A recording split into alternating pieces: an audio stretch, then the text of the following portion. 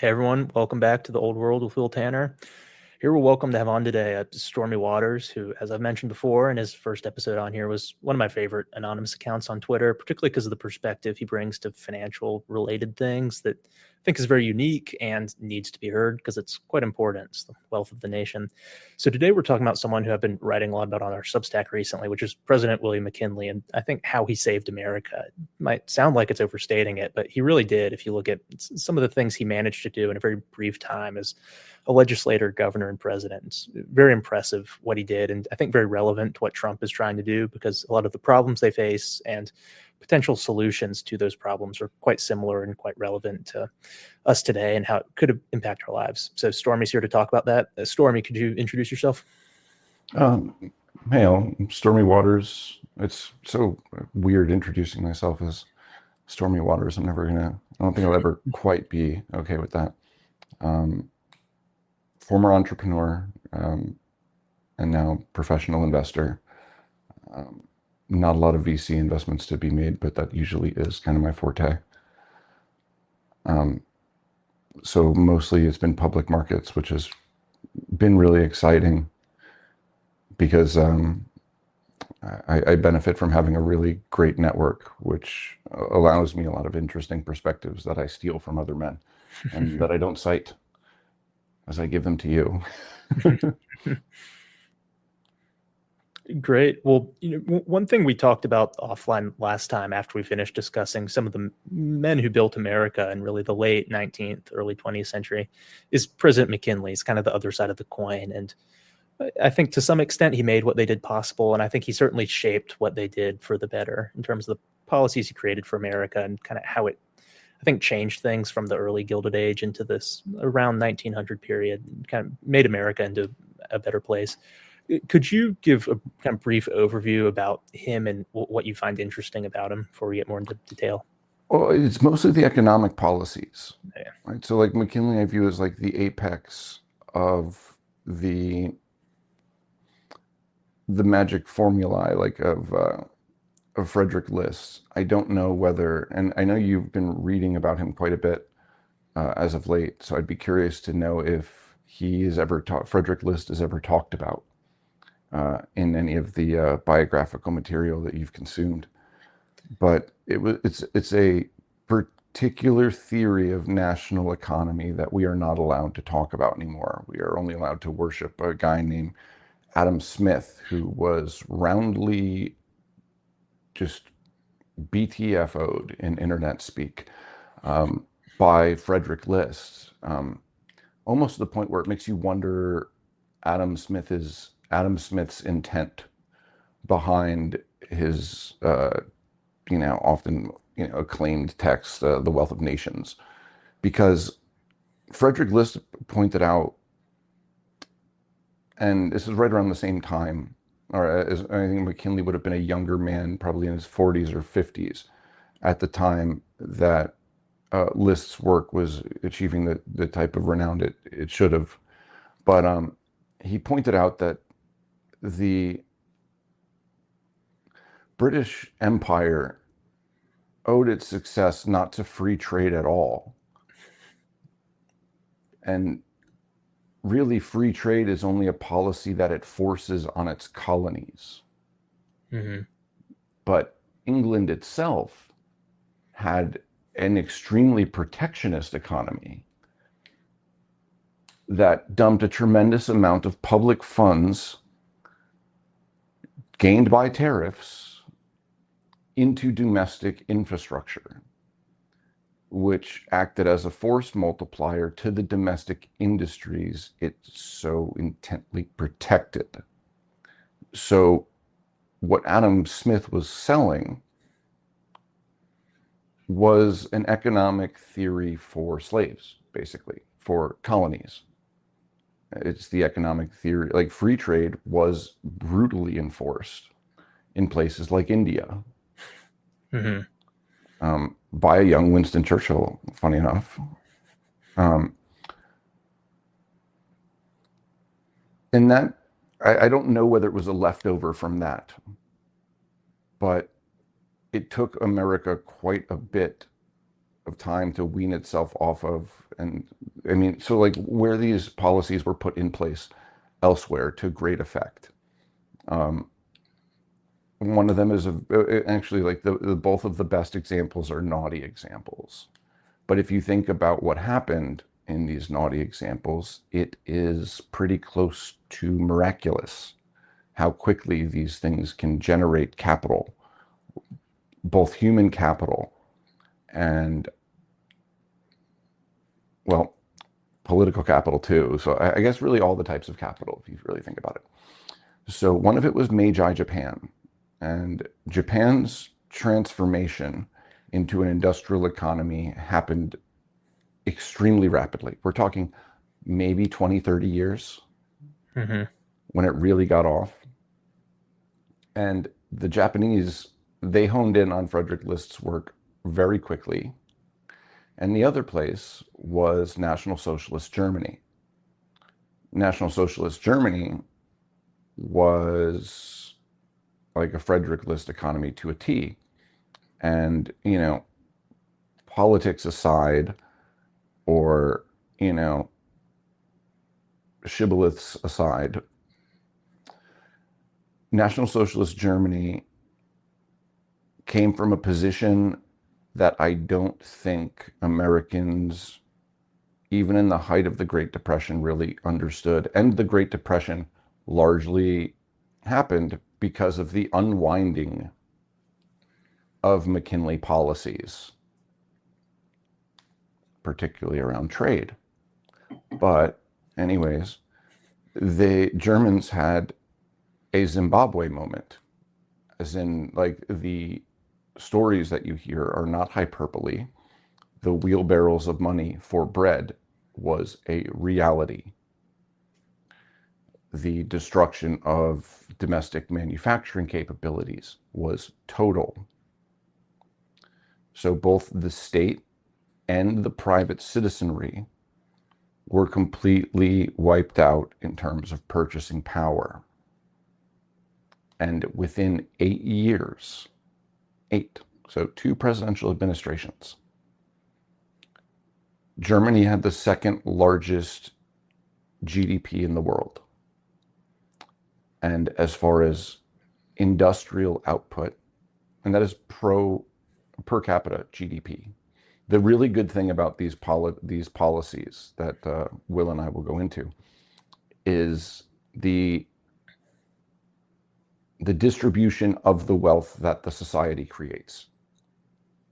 Everybody gives a lot of crap. Like, again, I think I was getting into an argument on Twitter because as soon as somebody posts about guys like Andrew Carnegie or the American Gilded Age, immediately, like, they come out of the woodwork like clockwork. Oh, well, yeah, it was a golden age for the rich.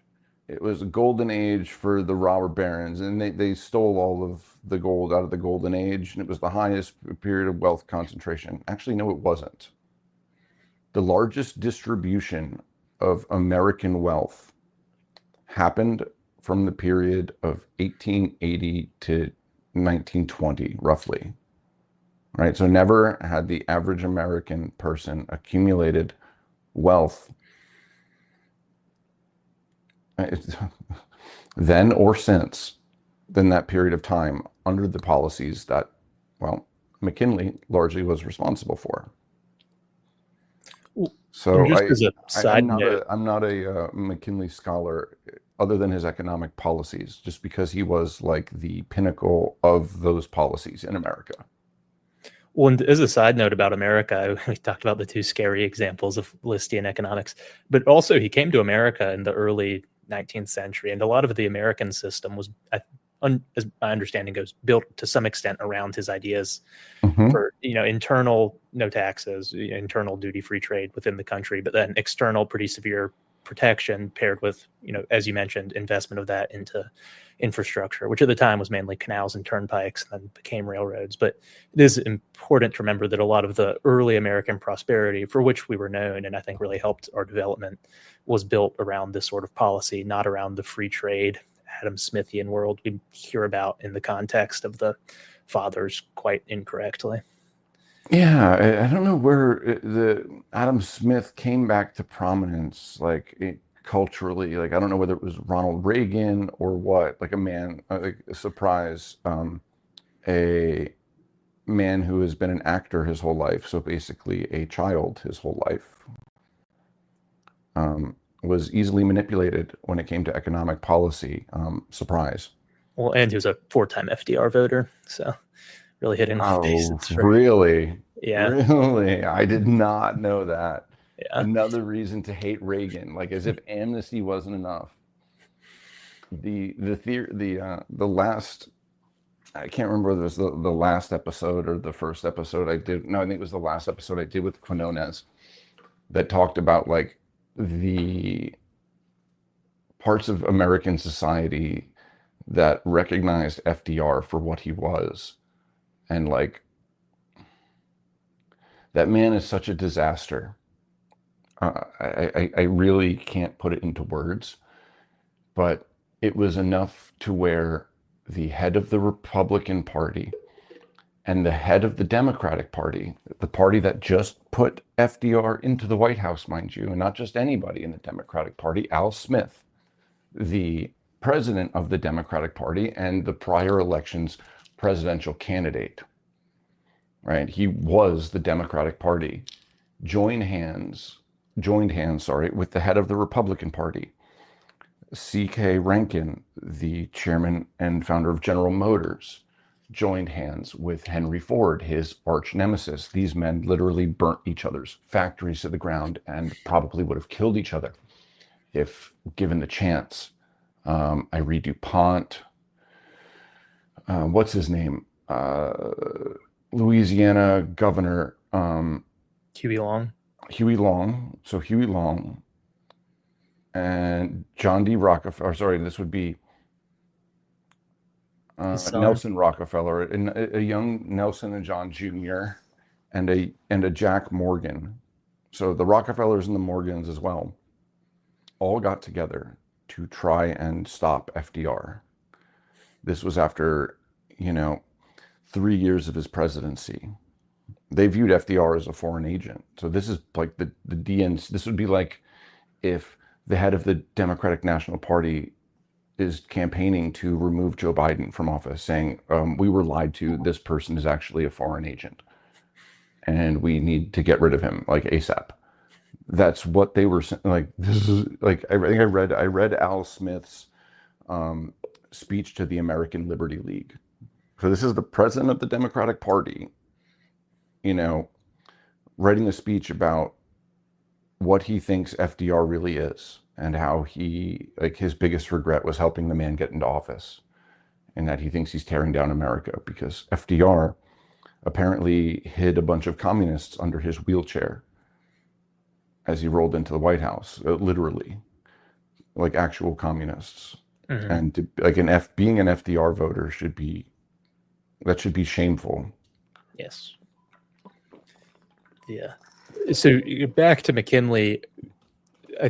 What would your Sorry. broad now I enjoy talking about FDR. I hate that guy.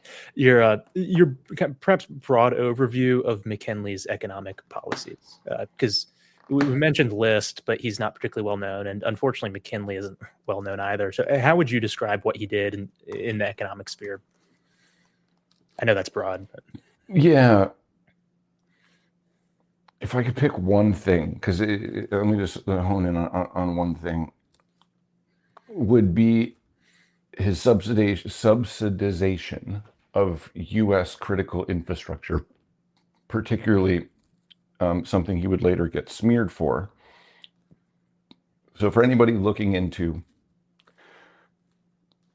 William McKinley, they will be confronted by the Teapot Dome scandal, correct? I think so. And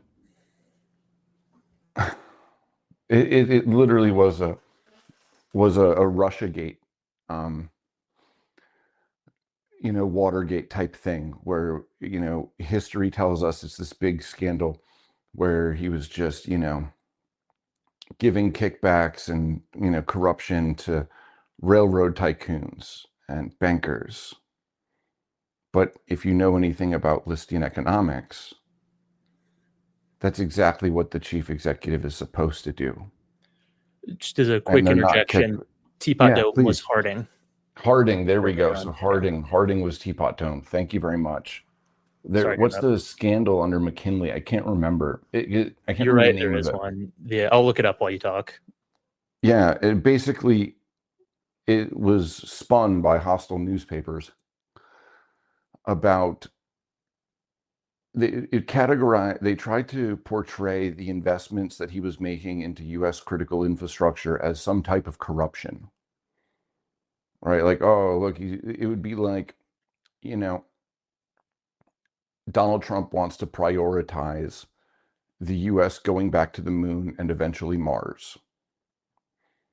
Right? That's a very noble thing to do. And it will just placing that goal out there is going to mobilize and orient American critical manufacturing towards space-based goals.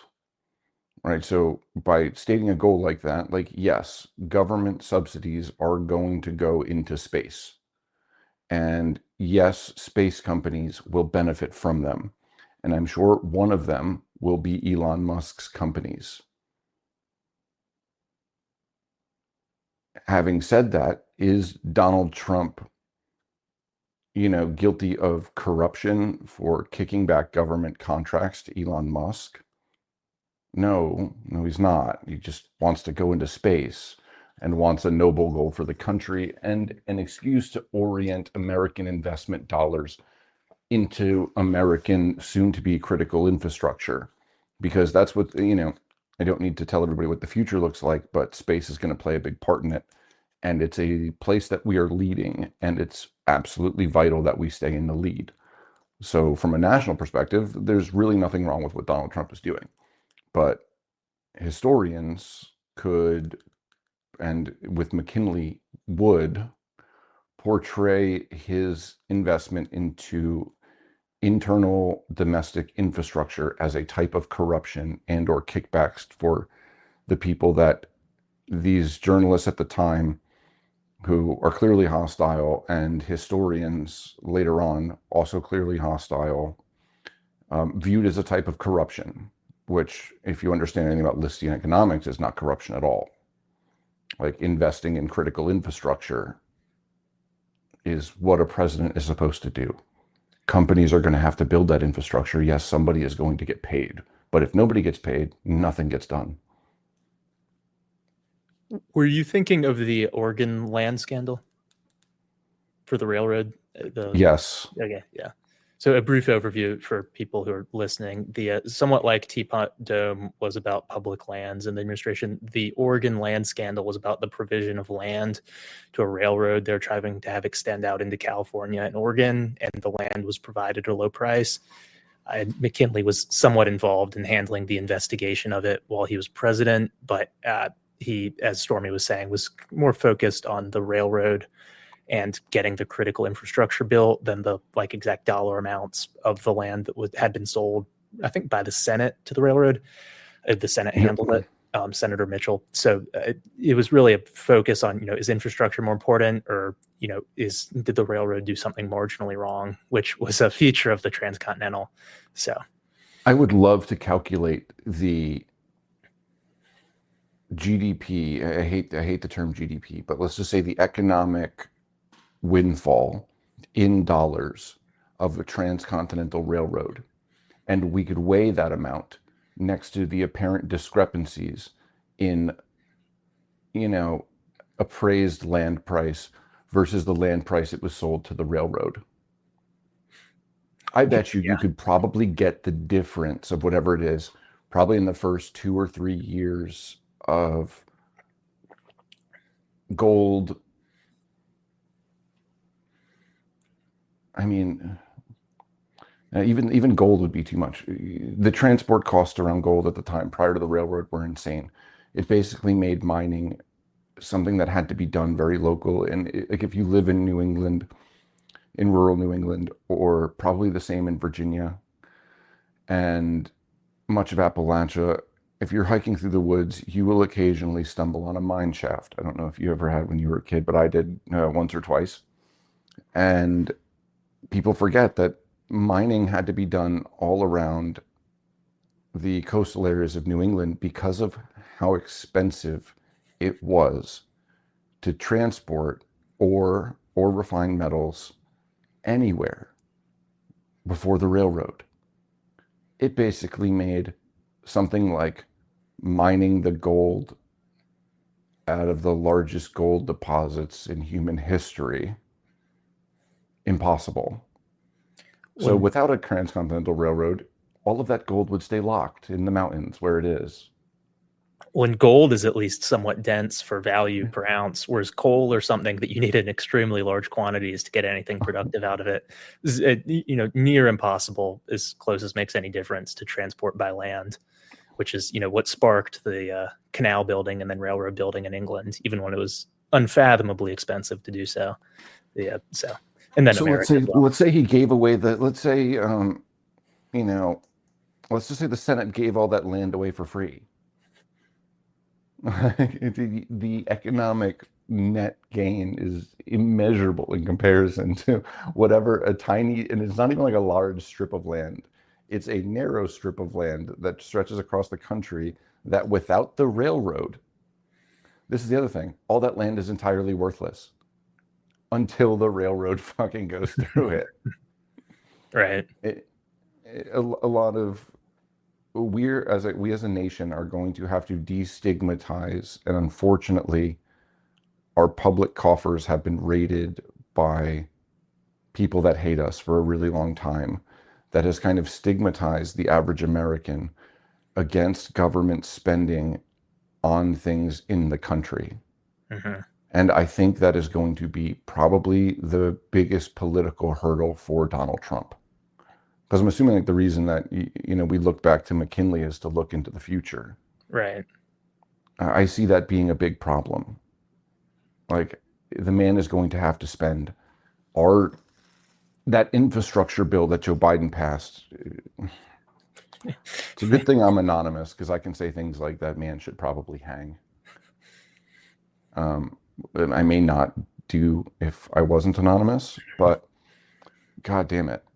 If that's saying like Trump was talking about infrastructure redevelopment his entire administration and his entire campaign for the first time, and it was basically stolen. So something good or a proposed good was taken and turned into an actual evil and then inflicted on the people that the proposed good was, proposed to benefit. After like the infrastructure, I can't even call it a bill. It's a theft. I find it extremely politically challenging for him to do an infrastructure bill of that size. But that size is warranted. I mean, we're talking like almost $1 trillion just to repair America's inland canals, which are, I mean, Will could probably tell you, they're probably like the biggest geographic lottery that Mm-hmm. any nation in the world could win. And we are letting ours literally go to seed. For non-agricultural people, that means going to waste. And related to that, I think one thing Trump is going to have trouble with, and that McKinley did well, is tariffs. Particularly putting up tariffs that are high enough to actually keep out foreign competition for critical or at least wanted domestic industries. Steel is, of course, the one then and now that's relevant, whether it's for war fighting or building bridges or buildings. What was his tariffs like? McKinley. Yeah. So that was first. It was when he was a congressman. It was the Tariff Act of 1890, and it raised tariffs to about 50%. I think 49.5, and Amazing. that was, I think, 1890. The Democrats nerfed it a little bit a few years later, I think while he was governor. And then when he came back in, within 5 months, the tariffs on pretty much everything were raised back to the 50% amount. And you described, I forget on whose show it was, it might have been Pete's, about the virtuous cycle created by that sort of policy, where both, I guess, kind of the twin parts of it are workers can earn more because businesses have this buffer between, profit and what foreign competition would be. So some of that's returned as dividends, but some of it also ends up as worker wages. And then the workers with their higher wages spend that on American goods because the foreign ones are priced too high. And it creates a virtuous cycle of continuing investment, from what I understand. Could you explain that? Because I'm not really Yes. an economics guy. Well, because also it's also creates the incentive mechanisms. This is why tariffs has to be paired with, let's put it this way, it is no coincidence. And this is what makes me very happy. Because if Donald Trump was just saying these things, I would be kind of excited, but also a little apprehensive. Like, does he actually know what these things mean? But the fact that Scott Bessent is saying these things, and I know two people personally that I talk to every week that have worked with Scott Bessent, one of them for 10 years, both as a counterparty, and another one where Scott worked in the same firm. And it makes me extremely hopeful because these people are very, very, very smart people. And when they tell me that Scott is a genius in comparison, that makes me very happy. One says that he is the smartest person that they know, and he knows about everything. Apparently, he is a huge history buff. Like, it's all he talks about, apparently. I don't know the man personally. But when the Treasury Secretary is telling us that the goal or one of his goals as Treasury Secretary is to both eliminate the income tax and the IRS at large, it sounds insane to us, but this was America for far and away a majority of its life. Mm-hmm. And when you have tariffs and no taxes, you get a magical thing. So right now, the US is the largest consumer market in the world, right? It's in fact so large that if you were to add up all the other consumer markets and put them up together, they would fit inside the United States.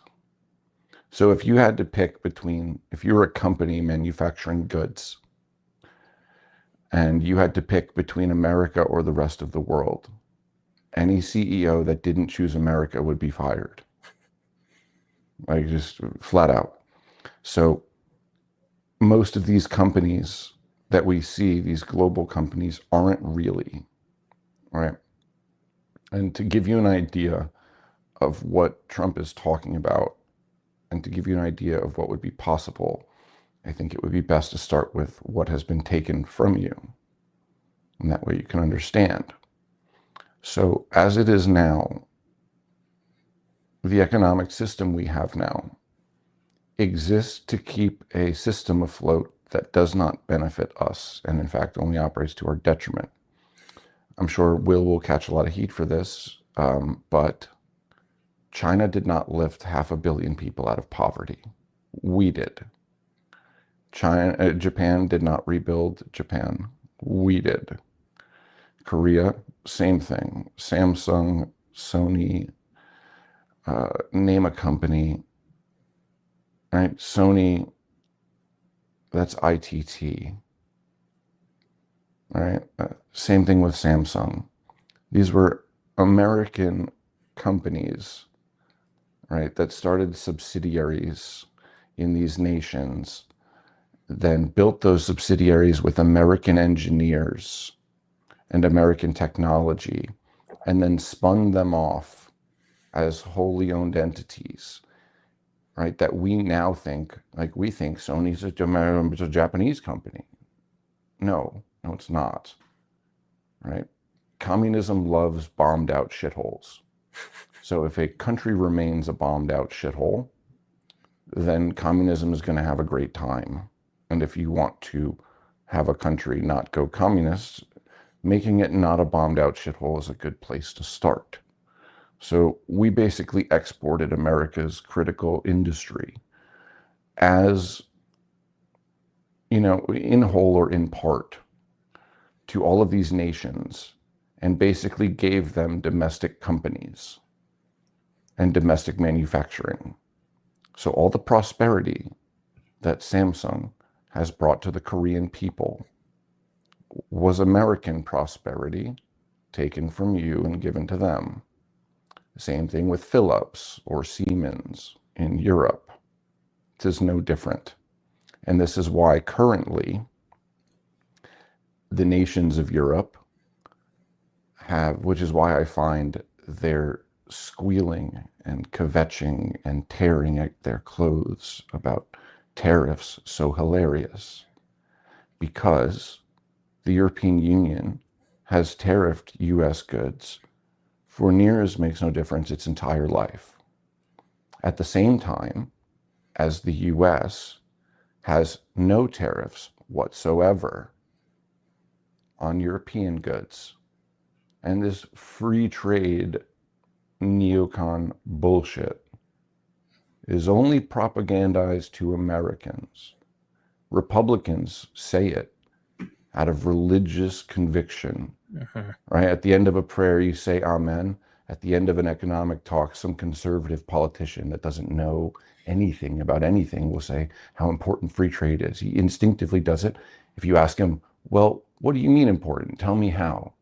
He won't be able to tell you. It's just a thing that he says. He'll give you a bumper sticker slogan. 100%. There's nothing there. Was it free, what is it? Tariffs make everyone poorer and no one richer? It's the one I've been getting online a lot recently. Yeah, and you ask somebody how does that? Because if that's the case, everyone should be broke and we should be rich. But that's not the case. So Europe, tariffs our goods at the same time as we do not tariff those.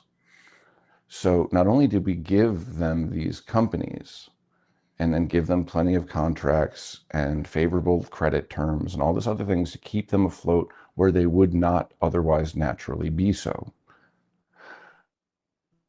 We then continue to support these companies economically by disadvantaging our own citizens and then disadvantaging our own American industry, because it is those tariffs that Europe imposes on American goods and the lack thereof on the goods that they produce and ship to America that keeps these companies afloat. Without this little arrangement, they would not be able to operate. So even now, the entire global economy is a function of American welfare, one that you did not get a vote on. Right? It was not up to you whether you decided to, or not to subsidize the poor and impoverished peoples of God's green earth. Because you might not want to do that if you're having trouble paying for fucking groceries. So what that is, like if Europe has a 25% tariff on our goods, but we have no tariffs on theirs, over a period of time, the effect you get is absolutely indistinguishable from wealth transfer. That's what it is. The entire world has a wealth transfer system from us to them. I can go to Dubai, I can go to Tokyo, and I could stay at a Ritz-Carlton for less than $200 and less than $300. And that same hotel room, identical hotel room, is $700 in America for no other reason than Americans can afford it. So literally every part of the economy is really a wealth extraction from America to elsewhere. So let's talk about what the opposite of that looks like. Well, and this is when he said the sovereign wealth fund today, that's when I knew. Like, I knew.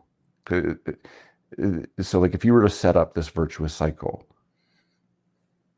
any investor would just look and be like, this is an opportunity to generate a tremendous amount of capital. Because you and I were talking earlier, like, how is Trump going to justify to the American people spending trillions of dollars on infrastructure after Joe Biden just turned trillions of dollars of infrastructure as a legislative proposition into a stick to which he used to beat average American people. We might be a little weary about it, Hmm. but a sovereign wealth fund can make all types of investments. And what's the best place to invest? This place. This place is the best to invest.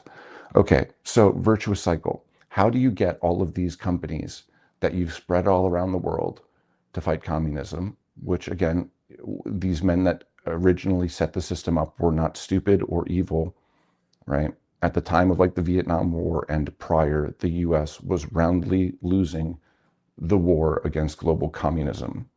And if we didn't do what we did, the US would have ended up a garrison nation in a very red and hostile world. So the men that did this weren't evil. The men that continue it today are. So how do I get the rest of my, varied companies that are sprinkled all around the world? How do I get them back home? Well, I need to guarantee that they have a market. Okay, well, the US citizens will buy them. Okay, but they already buy their goods now. Right? So Hmm.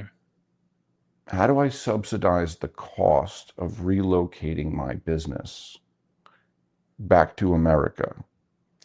Because it is much cheaper in the long run. There is a reason that Toyota builds Toyota trucks in North Carolina and not Tokyo, because it's a hell of a lot easier to build the things at the place where the people buy the things and then move the money. Money is a lot cheaper to ship than automobiles, right? Rather than build the automobiles where the money is and then shipping those automobiles to where the people that buy them are, right? So in the long run, just relocating production here will, be extremely advantageous to the companies, right? You basically get to remove transport costs while you get to play in the largest consumer market in the world. But how do you really give them an incentive, like a kicker? Because the American consumers kind of tap the fuck out. Well, what is the removal of the income tax? Because you can't remove it for people and not also remove it for companies. The only reason that Coca-Cola and other American companies aren't doing what Toyota is doing is because Toyota is a Japanese company, right? Toyota pays Japanese taxes. But American companies, if they were to build the things where the people that buy them are, they would be subject to US taxes, right? Which are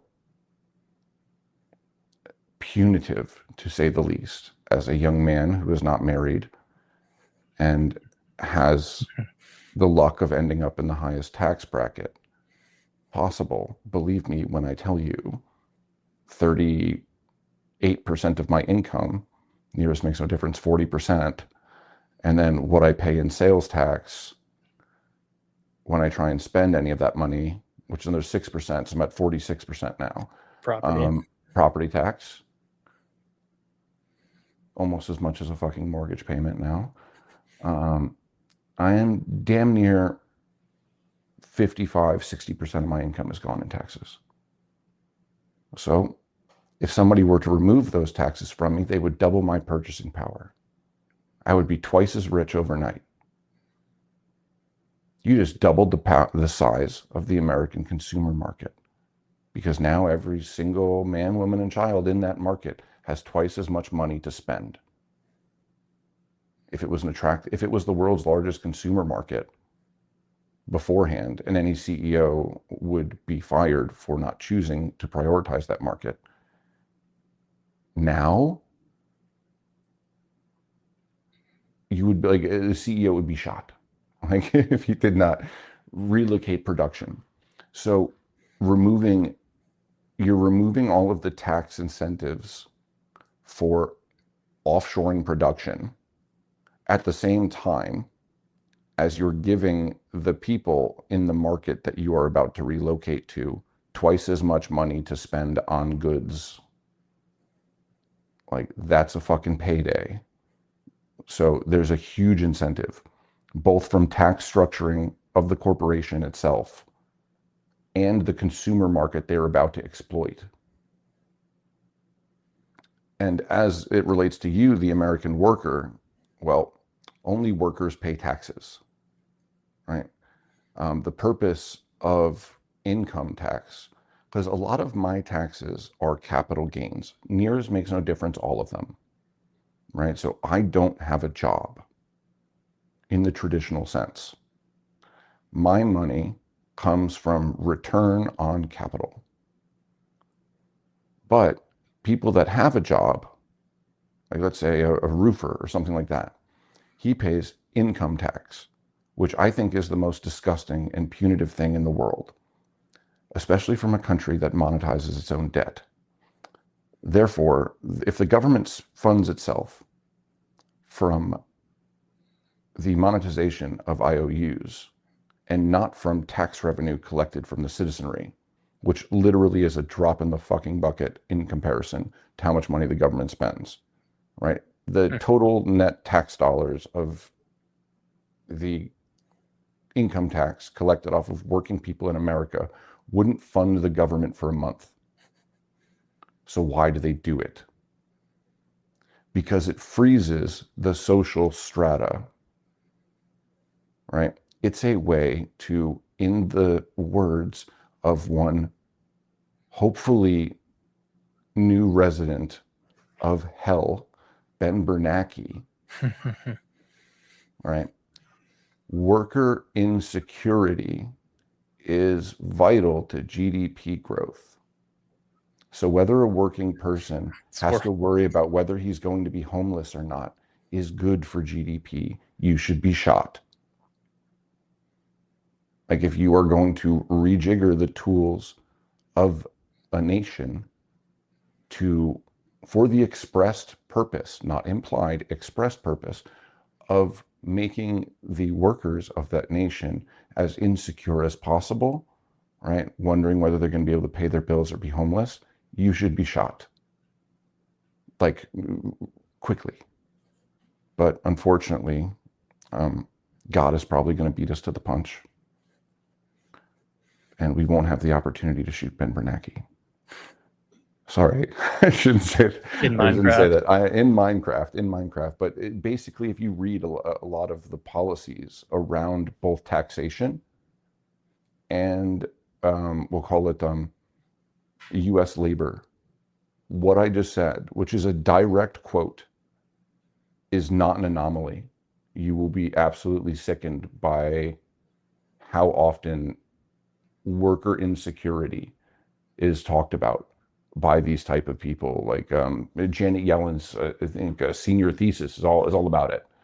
So these people believe that it is fundamental, even though your taxes don't fundamentally fund the government at all, their purpose is to keep you insecure. So therefore, you don't ask as much money in wages. It makes you worried about being fired more. So removing the income tax from the wage earners of America will allow them to prioritize things like education, which they may have not of. Right. So the part of Listian economics is both the development of national capital, so we'll call it critical infrastructure, industrial capital, which would be, corporate development, and human capital, right? So it's all about updating your labor force, right? Listian economics is big on education and skill acquisition, because the goal is to have a very, very, very high value labor source. Labor needs to be able to scale as the industrial production grows. So as industrial production grows, you're getting basically higher and higher value manufacturing, right? So let's say you started at like building hammers and now you're building microchips. Your now your human capital, the nation's human capital, needs to be able to scale with that, right? Because if it does, if you have enough, because right now, like semiconductors, for instance, are extremely hard to make, and there's maybe only 100,000 people globally that have the prerequisite skills to work in one of these fabs. If you had a nation full of people with those skills, it's not actually the chip production facilities that are holding back chip production. It is the workforce, right? It is the dearth of skilled labor. So again, the more you tool up your workforce, the more industry can just scale. It's really is a virtuous loop. So first, taxes. Now all my corporations have a reason to come back. Well, what happens when they come back? Well, two things happen. One is goods get a lot cheaper. There is going to be short-term inflation, but that inflation is not monetary inflation. It is supply side inflation, right? So that means there is a slight scarcity of goods as companies relocate. But here's the kicker, though. This is what has me excited. I knew this was something similar was going to happen, like this, either the easy way or the hard way, right? From a currency perspective and a debt perspective, globalization was coming apart one way or the other, right? So I knew come hell or high water, American manufacturing is going to have to come back. I like this way better. But I've been investing in small machine shops and engineering shops for a while now, because these companies make, aerospace parts and things like that, very small quantity type of stuff. But I don't think that's where they're going to stay, because it'll take a couple years for, like, let's say a company like, well, anybody that's had to try and buy a washer and dryer lately, right? Kenmore or something like that. It's going to take a long time for these companies to relocate their production onshore, which is going to open up a window of like 2 or 3 years where that gap needs to be filled. Because if you think about it, everything in our modern world is built on something called, what is that terrible consultant speak? Disposable, or no, Yeah, design. It's designed. planned obsolescence. Yeah, planned obsolescence. Basically, they design things now where they are literally designed to only last a couple years, because it is better for the company to have you keep on coming back and buying every couple years. So how do we make sure you do that? Oh, well, we just make sure the shit breaks, and it's cheaper to get a new one than to fix it. Well, A, that's terrible. And B, that's a real problem when you can't buy a new one for a couple years. Mm-hmm. And that means all of a sudden the small parts are going to become the most valuable thing in the world to repair. We're going to have to repair for the first time in a while. And Stormy owns a bunch of machine shops. Funny that. Just so happens all they need to do is do some slight retooling and they can build washer machine parts at scale. Amazing. So there is going to be a short little hurdle there. And the inflation that you would feel is going to be supply side. But then again, are you really going to feel any, because your income just got doubled because the government's not taking away half of it? Will you really even give a shit? Right? If I said, hey, all the goods you buy are going to be 10% more expensive, you're like, fuck you. That's terrible. Like, but I'm going to double your wages. And you're like, I don't care about 10%. Like, you can increase it 20% if you triple my wages. But so the sting is not going to be felt that much. But what is the largest driver of inflation, Stormy Waters? Well, since you ask, it is energy cost. If you also see at the exact same time, drill, baby, drill seems to be of extreme priority to the Trump administration. because if you're going to manufacture locally, you are going to need power that the US hasn't had to need in a while. So if energy costs were to go up 10%, you, the consumer buying, a box of blueberries at the grocery store, will be paying 45% more. Because every single step along the supply chain, right? Or let's say it's a washing machine, whatever, right? So the manufacturing of that washing machine has gotten twice as expensive because the power to manufacture those machines is now twice expensive. And then to transport those, right now across an ocean, well, the transport just got twice as expensive. So twice as expensive plus twice as expensive. Well, and then it gets to the port, and then it's got to get from the port to the warehouse on something that also runs on gasoline. Well, that's now twice as expensive. And then from the warehouse to the location where you buy them on the store shelves, twice as expensive. So it has this compounding effect. It also has a compounding effect in reverse. If I cut energy costs, my manufacturing costs go down. And that gets compounded by my transport cost going down. So it's a way to decrease. So basically, you're watching Trump do long-term deflationary measures that have the side effect of short-term inflation. And then he's doing these other things simultaneously that either A, pad your income so you don't care, and B, disinflate in the short term. So this is not like Donald Trump doing whatever he, thinks of. This, whoever did it, I don't know. I don't know whether this was like a group of people came up with this or why they're reading Naughty Economists, but this seems extremely well thought out because this is what I would do.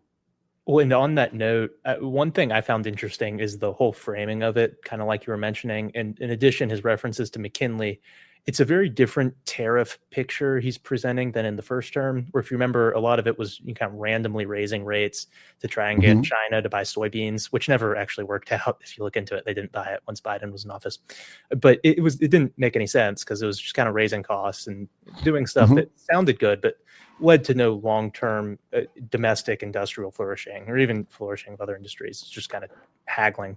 Whereas this appears to be a much longer-term plan, more focused on the McKinley track of caring about what is built, what is invested in to impact things 10 years down the road, but then also 5 decades down the road, because it's this building up of infrastructure in the present that I don't think you saw during the first term. It's somewhat of a different mindset surrounding it and towards what purpose the tariffs are being put. It's actually really noble because for everyone always has this like meme about Donald Trump being extremely selfish and self-centered. He is not going to enjoy the shade of any of the trees he's planting. Not a single one. Even the net economic benefit. I mean, he'll be lucky to see even a little bit of it his last year in office, maybe. All of this work is going to be the windfall of whoever comes next, and then whoever comes next after that. So it's really hard for me to view this man, as I once did, as just, an ego, which is in its own thing valuable, especially when drastic change is needed. But I'm starting to see a different picture of him. And it's extremely encouraging. It's something that we haven't seen before we started recording, dear listener. Mr. Will and I were talking about Augustus and Caesar. And Augustus was another type of person who went through a considerable amount of labor and a considerable amount of family issues to try and put things in place that he would not be able to see the fruits of. And it's just a mindset that we haven't seen in a very long time. So Hmm. we don't quite understand it when we see it. So to the virtuous cycle of what that looks like. All right, so now we have onshored American manufacturing, and the manufacturers are not paying taxes at the same time as the individual laborers are not paying taxes, right? So in the time of McKinley, 95% of all goods produced in the United States were purchased inside the United States. So free trade inside, high protection tariffs outside. Because if you have this gold mine of the American consumer, right, and the American consumer market, you need to defend this gold mine. Because how do I, the corporation, how do you incentivize me to stay here and not branch out into other markets? How do you make companies? Because I don't know if you caught the episode I did with Pete on the healthcare thing and Citizens United. Mm-mm. It's a I good one. It'll make you think. really angry. Um, it's a little Fed posty, but there is this mechanism that got built into American case law, thanks to the Supreme Court, called Citizens United. And Citizens United does a whole bunch of horrible things. But chief among them is it creates a type of game theory that guarantees psychopathy in large corporations. I don't have to get into it, but basically the way corporations are structured now, they're going to, on a long enough timeline, all of them become evil, just because there's no incentive mechanisms to not be. So how do you create incentive mechanisms to make soulless, you know, amoral robots, which is basically what a corporation is? How do you make them nationalists? Well, the same way you train a dog with an electric fence, right? Like if you get to play inside this pond, we are going to guarantee this massive consumer market. We're going to remove all of your competition because really, Amazon, let's just forget Amazon. Let every single, like, let's go back to the washing machine example, right? Previously,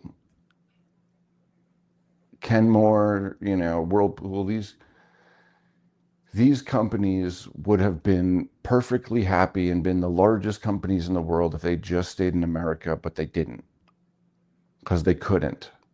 Because now there's Samsung washing machines, right? There's LG washing machines.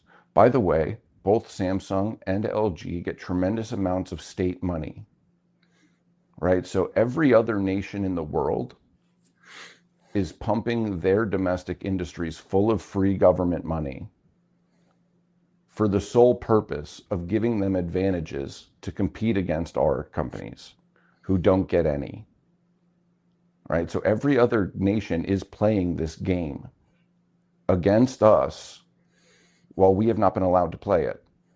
So, well, Kenmore, would you like to come to the United States and only produce in the United States and only sell in the United States?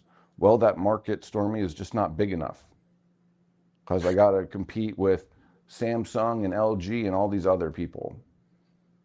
Okay, well, what if I drop a nuke on Samsung's headquarters and LG's headquarters and they don't exist anymore? And you get to have all the washing machine market in the United States. You want to come back now? Well, yes, I do. So tariffs remove any competition, right? So whatever industry, any foreign competition, right? So you're basically guaranteeing in the long term that these markets not only are theirs, right? Like the domestic washer machine market, you're guaranteeing to me that my slice of the washer machine market will stay mine. All right, I can grow it, and if I lose any of it, it's because I fucked up, Hmm. right? But I am not. There is no external competition except for me, Maytag, and Whirlpool. I can deal with that, right? So that means all of because we're talking about long term, right? So you guaranteeing me long term market access, all right? Um, Devoid of subsidized foreign competition, basically tells me, the corporation, I can do a tremendous amount of capex in the United States. A business has two types of expenses: opex and capex. Opex is what it takes to run the business, day-to-day stuff, and capex is that business investing in, like, let's say, future production, right? So you're basically guaranteeing me that all of my capex that I spend, i.e., this is how it benefits American workers.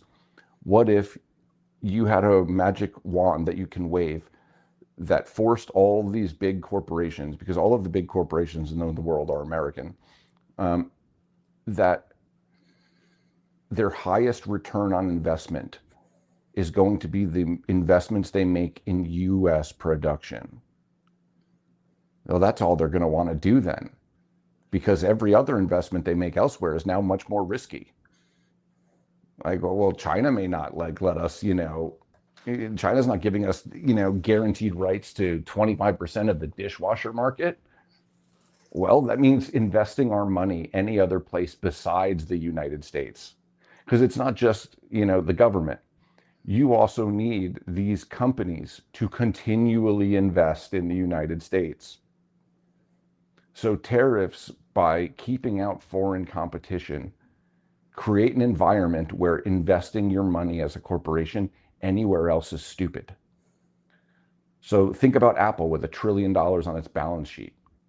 They like, oh, do I put it in a new Foxconn facility in India? Like, literally, sorry, no. There is no other place that you can invest that's going to generate a higher return for longer than in the US. So why don't you just open up 3 in the United States? Why not 4? I'll help you with some tax subsidies, right? So it's, the government can't keep on spending and incentivizing these businesses to stay here. You need to create a cycle that will incentivize the corporation in perpetuity to continue investing in the market that it is guaranteed. Because corporate managers, very rarely are they like Elon Musk, or Jamie Dimon, right? Hmm. Like these guys are both CEOs and chairmen because they own that much stock, right? Like Jamie Dimon has taken every dollar he's ever made in Wall Street and bought JP Morgan stock with it. So he is chairman and CEO because he owns that much. And he effectively sees JP Morgan as like his life's work, which would be accurate.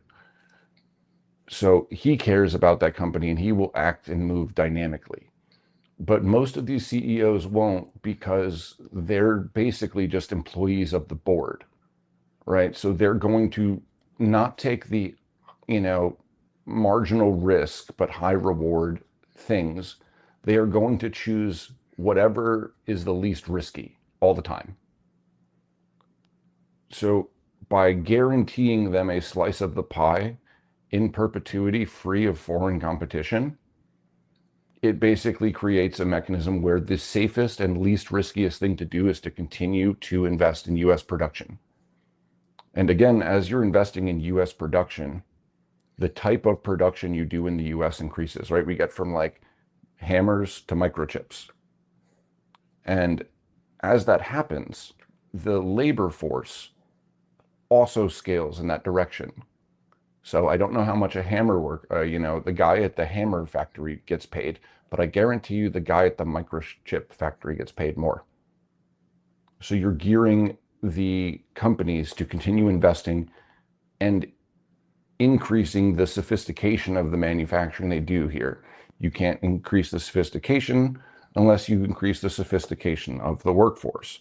You can't increase the sophistication of the workforce without training the workforce, giving them those opportunities to, basically incentivize them to get that education. If I were to, create, like, let's say 1,000 or let's say 100,000 kazoo player jobs, like I need 100,000 kazoo players, and we have no kazoo players in the nation. which is a shame because these jobs paid $500,000 a year. I guarantee you by the end of the year, everyone is going to learn how to play kazoo. Every single one. Like we'll go from having no kazoo players or no trombone players, right? If I have 100,000 vacant trombone jobs at $500,000 a year, we're going to get a lot of trombone players. So you incentivize as the production increases in sophistication, you are creating de facto the incentivization mechanisms to make people learn new skills. And then the last part of this virtuous cycle is I guess this is where the government comes in. And this is why the sovereign wealth fund is so great. Because what if, and this is what I think he's going to do. I don't know if he's going to do it. I can't guarantee he is, but this is what I would do. Right? So like, if I want companies to move their production back to America, I also want people to start companies in America. All right. So right now, because the way taxes and things like that are, right? A lot of these high technology companies are raising money from private investors and eventually foreign investors. But what makes the most sense is like, basically, if the government's not taxing you anymore, right? And the government creates this prosperity, as in like it is created whether it has or just the people of the nation have, right? This greatest consumer market in the world that you get to sell into, right? What if the government, instead of taxed you, what if it gave you money, right? Like, what if instead of me taking taxes from you, how do I benefit, right? If I'm the government, I tax you because I want to get, money out of you. I want a share of your success, basically. Well, I get shares in the success of lots of companies. I don't tax any of them because I'm just a guy. Well, Stormy, how do you get slices of the prosperity of all these companies? And, you can't use the power of the police to come arrest the founders of the companies if they don't give you money. Well, I invested in them early on. I wouldn't be surprised if this sovereign wealth fund that Trump is creating, I wouldn't be surprised if he pairs the changes in tax policy, which are forthwith,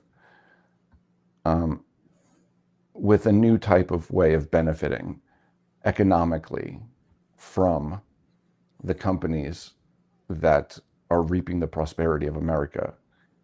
Because I get a slice of all these prosperities in all these companies because I invested in them early on. Right? Why would you want companies to go anywhere else for early investment than you? And if you were to have done that, if you were to, like, let's say, bought like one share or like 1% of the shares of all the startups in America, you would have zero national debt. Mm-hmm. You would have, in fact, you would have a $35 trillion surplus. I guarantee it. Right? Because what is worth more? A percentage of Apple's corporate profits or 1% of Apple stock 20 years ago? Well, the answer to that is 1%. And how do you encourage people to start more businesses? Well, guarantee that somebody will back them. I think that's what he's going to use the sovereign wealth fund for. And what do you do with the returns on that sovereign wealth fund? Because it is going to generate returns, right? It's because sovereign wealth funds have a habit of compounding very rapidly. right? Why isn't the government using the magic of compound interest or compound return, right? How come the government has to go with its hand out every single year and then, like some payday loan company, spend all of its money, be left penniless every year, and then come back to you again with your handout? If you, let's say, just took that money that you took from me the very first time, you put it in a pot and let it sit there, invested relatively, safely in American companies, not only would you not have to come back with your handout again, but you'd have way more money. Like, we tell this to children. Yeah. Like, if you're a teenager, your dad's going to teach you about how to set up a savings. Like, it's so dumb. Saudi Arabia does this to great effect. Russia does this to great effect. Singapore's sovereign wealth fund is insane. Lee Kuan Yew's description of it in Third World to First is very good.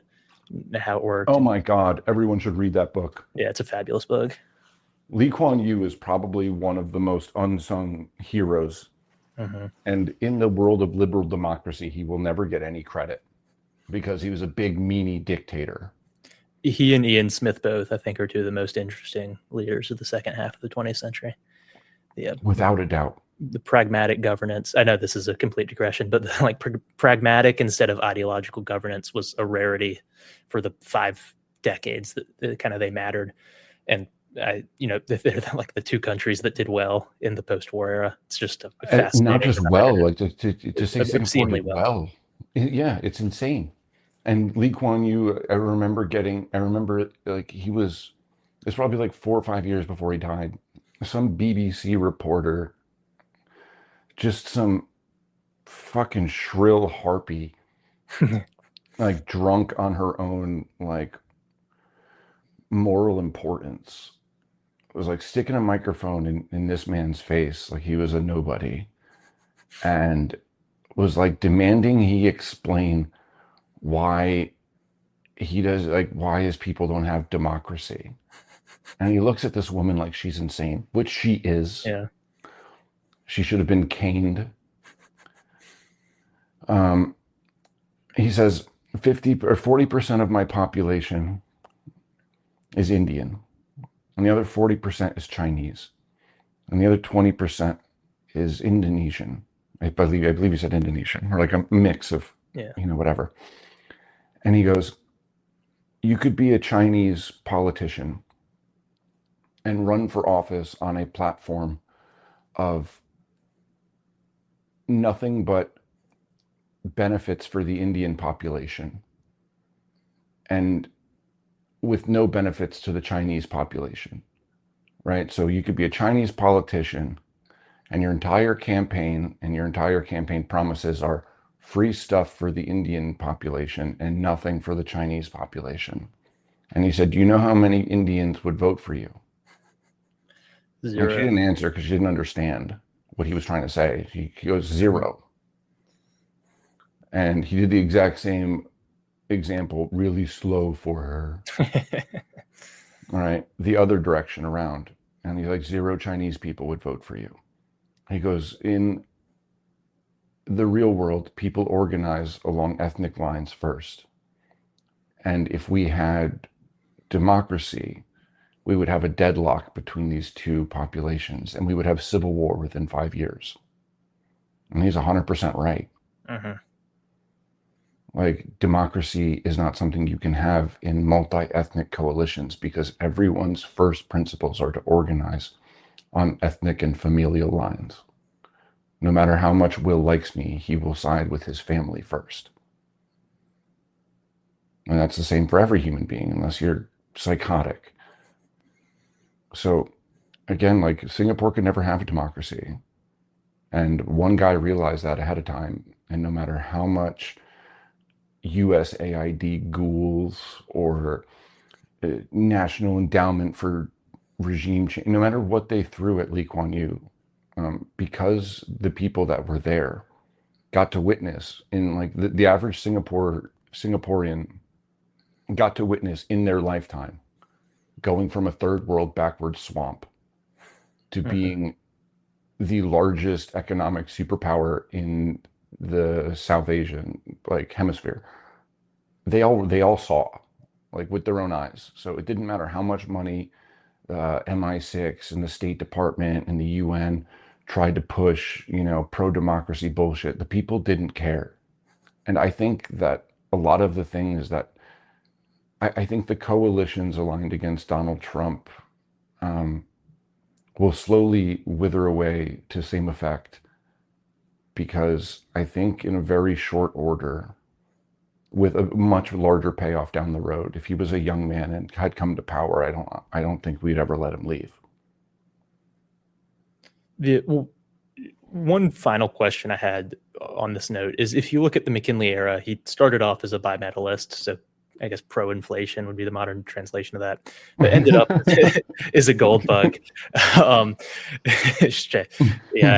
that's as deep as I'll go into the silver issue. But he ended up in 1900 passing the Gold Standard Act, or whatever they called it, which ensured that gold was the only currency until, of course, FDR changed that. But so if you look at the era, they didn't have to worry about inflation. The Victorians and Edwardians had the same thing, where it wasn't a concern. So you had a longer time preference with the deployment of capital because you could wait and you didn't have to worry about it disappearing, whether in a Zimbabwean instant or a Biden instant.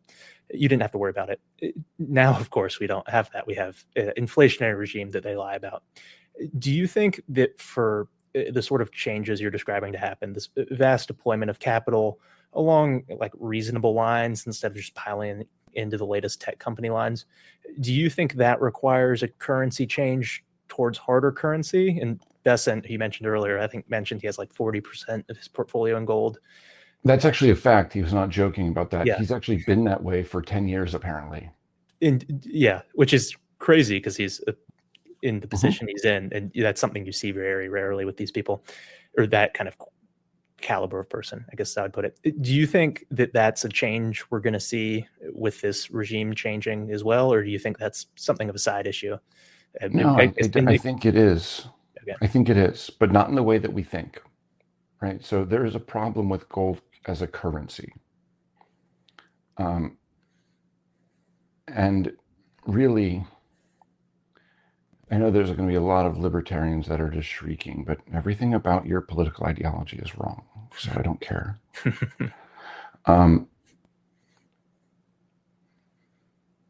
Have there ever been instances of inflation prior to 1930? Spain. Yes, obviously, 100%. Yeah. They all used gold. Mm-hmm. So the thing about gold is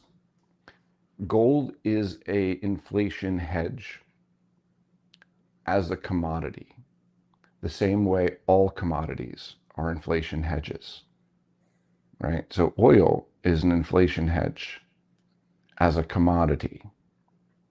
But when you take something that's a commodity and you make it money, it no longer trades like a commodity.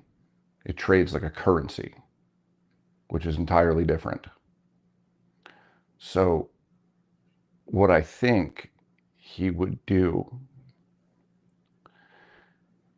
and a much more responsible way of doing it, as in like both pragmatically, mechanically, and tactically, as in like this, how to best handle the situation as it is now, and going about making such a change. Like, how do we do this with the least amount of disruption? Also happens to be the most beneficial if we're talking about how do we do this, in the most, long-term beneficial way, would be to, and this is actually very funny because how to say this without getting super sidetracked. You've heard me talk about SOFR and LIBOR before, right? Yes. Yeah. All right. So SOFR was actually proposed during the first Trump administration, right? And in the very beginning. And it basically like just got mogged by the deep state until the end, and luckily it was able to get pushed through in 2019.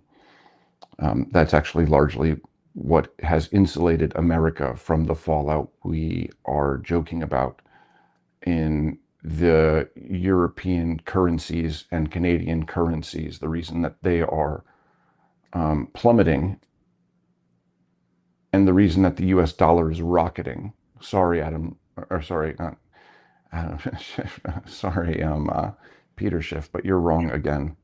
Another thing about libertarians and libertarian economics and Austrian economics is they all seem to be wrong all the time.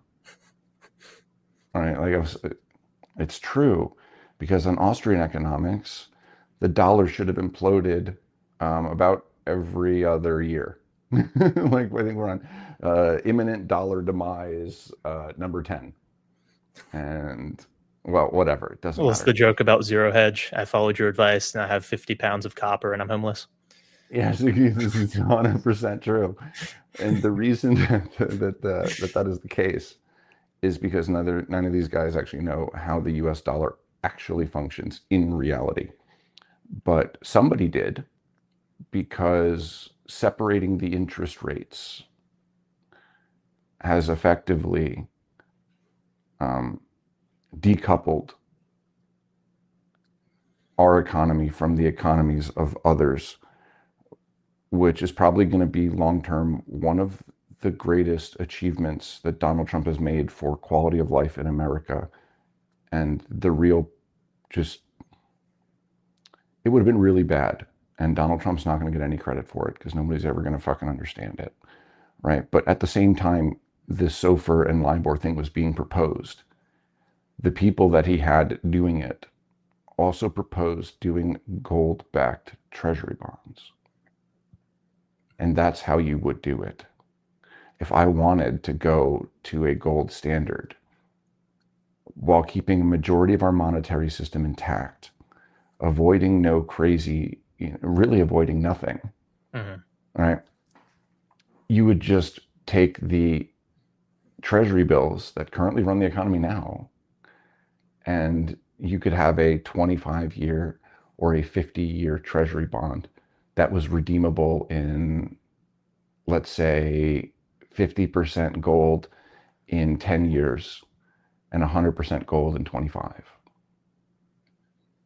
That treasury bond is now the most bulletproof thing in the fucking world. Everybody would buy And 100%. So you effectively would have a gold-backed currency, but you would still have. So the problem with gold-backed currencies and the whole concept of like sound money is it's inelastic, right? So fiat currency, unfortunately, whether we like it or not, is a technology. And being able to have an elastic money supply is of incredible strategic importance, because the country, like let's say we go on let's say we just use Bitcoin for money from now on, and China doesn't. Well, China will be able to increase the amount of variable or available credit elastically and drastically increase its industrial base before we ever get started, and bury us in tanks and planes and bombs. And then we're a colony of China and life is shitty. So you do need to preserve elasticity in credit.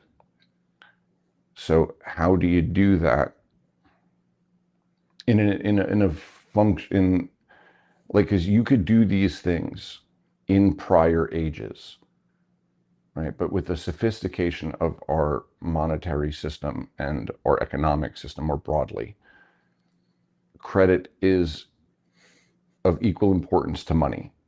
So money is actually downstream from credit now, right? So the Federal Reserve calls it M1, which is reserves, i.e. treasury bonds, and then M2, which is the currency produced when loans are created off of those reserves, which are treasury bonds, right? So the dollars in your pocket are actually a function of the thing the next level up, called reserves. So you could keep the entire system the same by just pegging the reserves to gold. and you would be able to keep all of the awesome, you know, 21st century economy that we enjoy. And the 21st, like let's say a credit card would be fucking impossible. Right. Something very, very simple as like margin loans, which are important for, or futures and options. Like everybody thinks like futures and options and derivatives are just like something that the stock market created, It's you for know, farmers.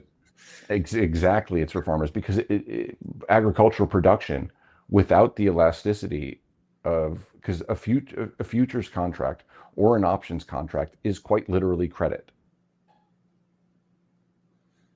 All right, you're basically borrowing a share of something with the ability to, with the guarantee of giving it back later.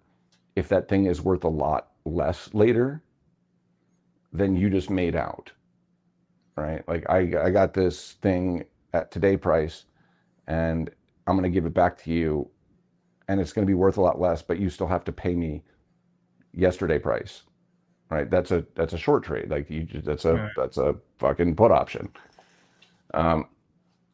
So these things are important. And I know it sounds like it's not very important, but as will tell you, they're necessary for agricultural production of any kind, or whether that be, you know, not just agricultural, but like let's say really commodities production writ large. Because if I'm a gold miner, or like let's say, you know, we're talking about like national interests, like let's say I'm a rare earth miner. Hmm. If the price of those rare earths is open to fluctuating drastically, I am always going to be too scared to invest in the increase of my production. Because if the price tanks tomorrow, I'm going to be out of business because I just spent all my available cash on expanding this production. So options contracts, like the people that buy option contracts the most are farmers, right? Because they are basically buying a hedge in case the cost of their crop goes down and they don't get wiped out. Hmm. They would much rather sell the crops, but an options contract to anybody that does any commodities or agricultural production is a hedge. It's an insurance policy for farmers. It's a type of credit vehicle. So you can't increase the production of commodities drastically without increasing the supply of available credit. Unfortunately, like fucking, we're going to have first world economic problems. So we have to have first world economic tools. The way Well, you and go about doing it is pegging the treasury bonds to gold, and everything else works the same. that's interesting. I hadn't heard that explanation of the bonds before. That makes much more sense than just doing it for fun. The which is what I thought. The okay, but so one final question. I know I said the last one was final, but this reminded me of it. In another episode, I think with Pete, but I can't remember. You were talking about the problems with public companies, which are of course manifold, and we don't really need to get into. But do you think, kind of as this economic progression happens, it'll happen in the private realm or the public realm? Because one thing we saw with McKinley, just to tie it back to him, is some of these things that need doing are near impossible to fund privately. Railroads were the case in his day. Now, it's something like Exxon. Can you make that happen with private money? Maybe, but it would be far more difficult than on the public market. What do you see happening there? I see a, I see two things happening. Um, I see investor capital moving from public markets to private markets, right? So the thing that happens with these economic policies is they create a certain type of production landscape, right? Um, Megacorps don't actually work very well. So like I use the example of like button manufacturing, right? There is only really one global supplier of buttons and zippers in the world, and it's in China, unfortunately. But that wasn't the case for a very long time because there was, I want to say it was like 2 or 3 dozen button companies and zipper companies in the United States, right? And when I say like companies, I don't mean like these were small businesses. Like the button factory I have in mind, like made up a whole town, right? So it was, I guess you can call them mid-cap businesses, right? So not mega cap businesses, but a bunch of, like, think about space right now. Space is a great is a great thing to look at as a market because it is nascent and it is current, right? So it's in like the economic environment that we exist in now is the economic environment that created these industries. And they're not like industries that were created in a much different economic environment adapting. Hmm. Right? So space is a really great place to look, which I mean, even in the last 20 days has benefited greatly from Trump's executive orders, right? So you're actually seeing the infusion of state capital already. Um, so space, like, yes, you have like the SpaceX and the Blue Origin, right? That like kind of captures all the headlines. What you don't see is the 20 other companies underneath doing various aspects of that, Hmm. right? So you have like Lunar Labs, Redwire, Rocket Labs. There's a whole bunch of different companies that make up different parts of the supply chain of putting in rockets. A great way, and because that is how production of what do I want to call it? Components. Like yeah, like but in an advanced industrial production economy, this and the infusion of national capital, or like we'll call it like a state capital. So when you get like in the microchip zone instead of the hammer zone, and you add state capital to it, you get a certain type of company landscape, which lends itself to several large public companies and then a whole bunch of small private companies. And the other place you can see this exact same makeup is in defense. Everybody just sees Lockheed Martin or Raytheon or General Dynamics. But Lockheed Martin actually doesn't make shit. Not Hmm. fuck all. Like it literally doesn't make anything. Aston Martin. It'll keep going, Britain, or my next Aston is going to be on a discount. So I'm actually really excited about that And Holland in because Holland, as a side note. yes, my And Dirty. shotgun purchase going to be much cheaper, and I actually my next car is I'm probably going to do a Wraith. I think like I'm not married, I have no children yet. Hopefully, things I'm going to remedy in the next year or two, but like I'm kind of over going super duper fast. Jay Burden and several others are lobbying for one automobile, and part of me just wants to like be an old man and go slow and Well, look don't good. get the Wraith. Get the model built for a chauffeur. You can. I don't have a chauffeur yet. Well, that sounds like a easy thing to solve. Yeah, but like it's like this the coolest coupe. Anyways, I'm getting sidetracked, but either way, Rolls-Royce, keep it up. You know, just keep staying in the UK, and if the Bank of England can continue tanking the pound and making my Rolls-Royce acquisition cheaper and cheaper, I would appreciate that much. But okay, real quick. What does the economic landscape look like with small companies, large public companies, and state capital? Let's look at defense, because defense is going, what defense looks like or how the defense industry operates currently is the exact same way Will and I are talking about large swaths of the national economy operating like in the near future. All right, so private businesses, large public businesses, infusions of state capital. We only see that now in the nascent space industry and the defense industry. So what does the defense industry actually look like? And not like how we think it looks like. Because as soon as you scratch below the surface, you get a very different picture and a very healthy picture.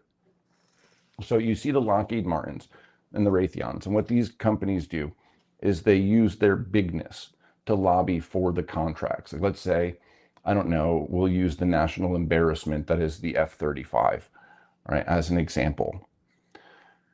Right, so Lockheed Martin has the weight to lobby to get the contracts for the next generation fighter jet. But what Lockheed Martin does not possess is the ability to actually fucking build one. Because a piece of machinery so advanced as the F-35, if only it worked, is made of thousands of different components that all require individual, I mean, to call it like corporate expertise would be a drastic understatement. So, like, let's say the ISR package that goes on the F-35, right? So basically, its ability to sense and detect things remotely. So we need thermal optic, short range and long range infrared capabilities, radar capabilities, right? Like each one of those things that just makes up the ISR package, which is like just this, thing that lives in the nose cone of the plane.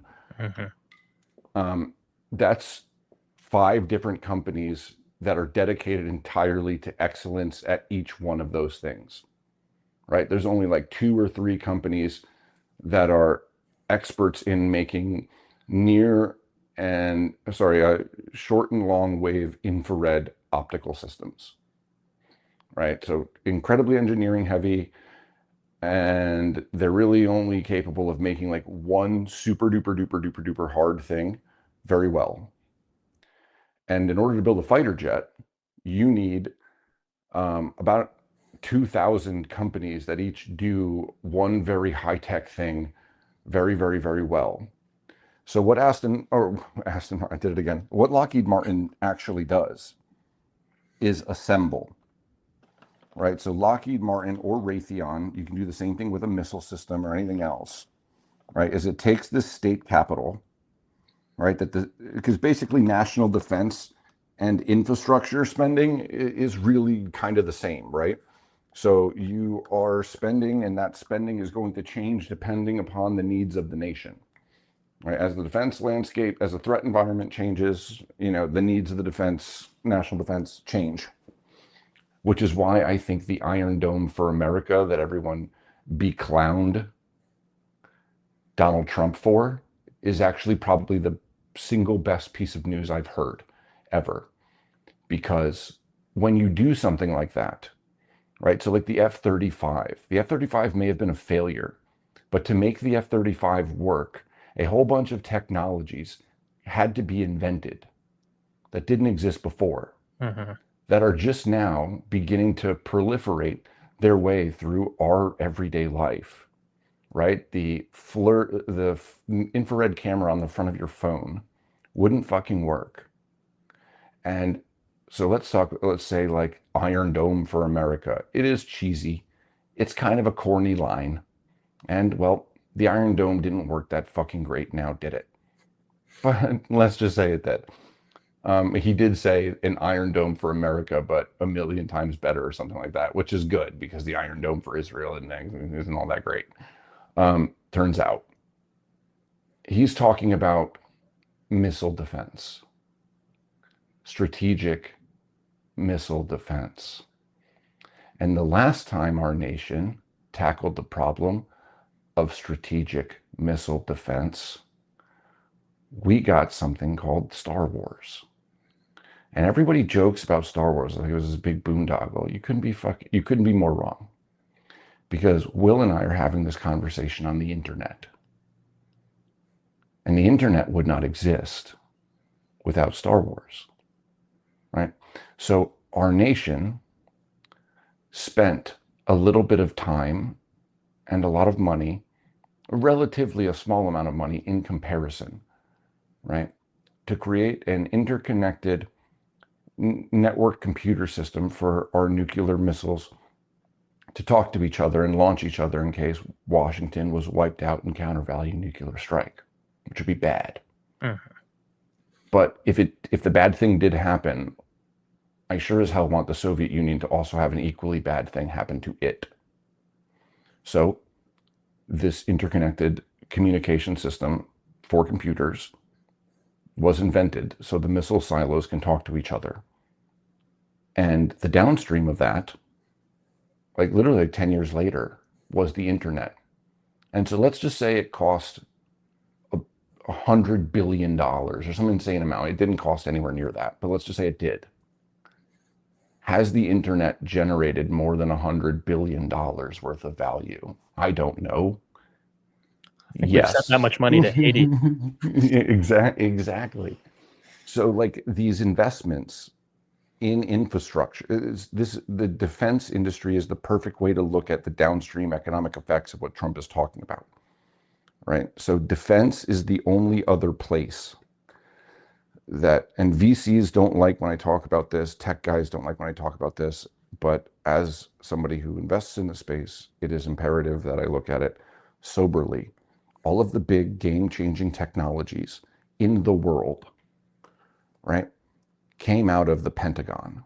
And you may not like that. You may think that Steve Jobs is a fucking innovator and this, that, and the third. Well, really, not really in comparison, because only the state has the ability to take, I mean, let's say I invest privately, like let's say just VC fund style.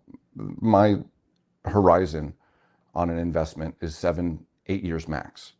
So if I invest in you, right, in the seed stage, in the very beginning, when it's the most risky and you could probably blow up. In fact, there's like a 90% chance your company's going to go to zero. That's a risk I'm willing to take. And I'm going to outlay X amount of capital for it. But I am only going to risk that money being tied up for 7 or 8 years. I physically cannot allow that capital to be tied up any longer than that. So you either are going to go out of business or make me a lot of money within this 8-year horizon. But that is not enough time. Mm-hmm. Right? So yes, VC, you know, its model of investing in risky early stage technologies to get these moonshots, like these things that generate these great, you know, technological achievements. Like that part of the model is correct. You do have to do that. You do have to seed 1,000 different companies and see which one actually can make it and which ones will do the breakthroughs and which ones don't. But the time horizon for actual paradigm changing technology is longer than 7 years. And if you don't believe me, you can just go look at all those clowns doing fusion stuff. They've been at it for a decade, right? So the reason you have microchips was because the Pentagon wanted microchips. We had computers already. They took up the size of a fucking house. Well, what if I want a computer in the size of a missile? Well, I guess things are going to have to get a hell of a lot smaller, aren't they? Okay. Well, the Pentagon wants them smaller. Go make them smaller. It took 15 years and it took a ton of money, but now we have microchips, right? The internet took equally as long. Satellites, equally as long. These technologies take a tremendous amount of time, but no investor can stomach. It's physically impossible, right? It's economically impossible for me to tie up, because there's two things an investor has to worry about. It is risk and opportunity cost, right? So like, let's say this investment that I make, let's say like Will promises that I am going to double my money and he guarantees it. That's a good investment, right? It's worth the risk of, like, let's say, you know, Will is actually a Nigerian scammer or something, right? It's worth the risk.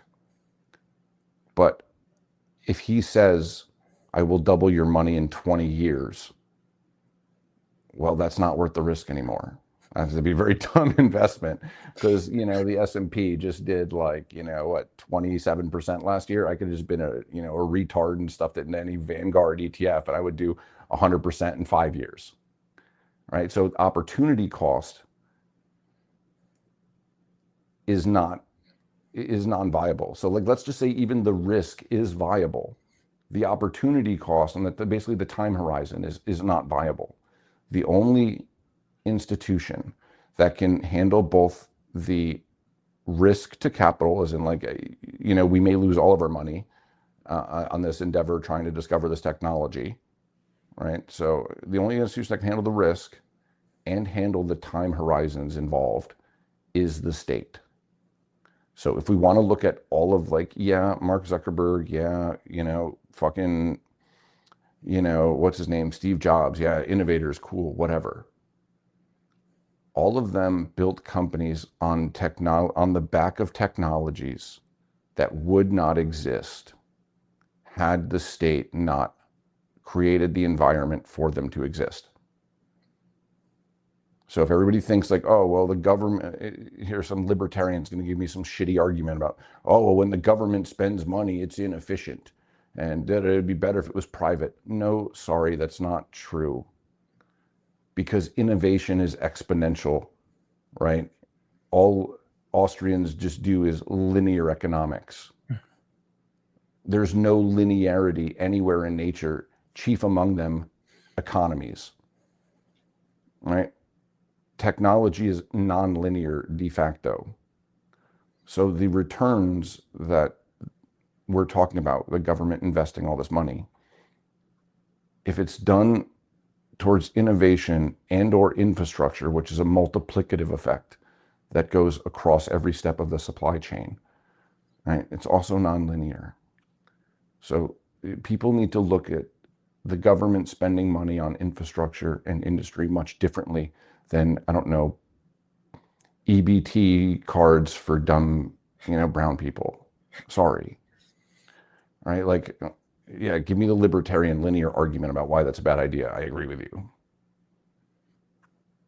Anyways. Great. Well, that's probably a good place to end it. Yeah. Where can people find you? Just Twitter. I know there's lots of people that put out content. And if you want to listen to my content, go give Will money and go give the other places, the other people that are nice enough to host me, give them money too, because I don't need any of yours, but they do, because they're literally, putting it all on the line to get this type of stuff out there. This is their main gig. So give them money. Don't give me money. Follow me on Twitter, maybe. Don't be a jerk, I guess. Great. Well, thank you so much for coming on. This was a fascinating discussion. I really like talking. Thanks, man. Thank you for hosting me. I appreciate it. Yeah, man. And everyone, thank you for listening. If you enjoyed this, go to the AmericanTribune.news. It's where I write about this sort of stuff. See you next week. And subscribe. And subscribe. Yes. Bye.